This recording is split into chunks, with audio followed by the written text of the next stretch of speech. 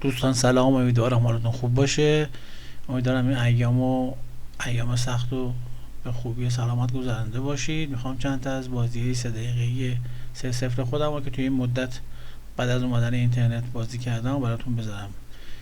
توی این مدتم معتادی به شطرنج نذاشت شطرنج ول کنم و توی تایمای به اینترنت بعد خیلی تایم لگ داشتم و همین یه خورده ریتینگ هم اومد پایین. خب نداره، حالا این بازی رو با هم نگاه میکنیم. اینجا مقابل یکی از حریفام تو اینترنت که ریتینگش هم 2208 بازی کردم. دفاع نیمزیویچ رو بازی کرد، یه اشتباهات مرگباری کرد که شاید به طرز جالبی تو خونه J5 باشه. حالا بریم ببینیم.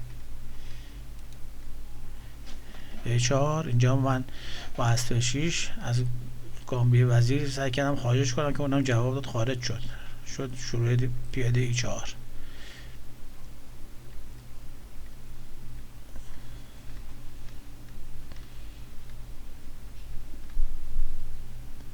شاه کجا اومده؟ خیلی جالبه.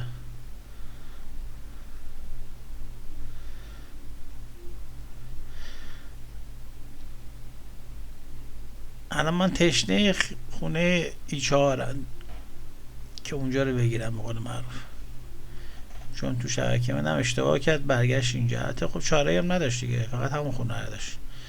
لااقل اسبشو بلند میکرد شاه بتونه برگرده عقب.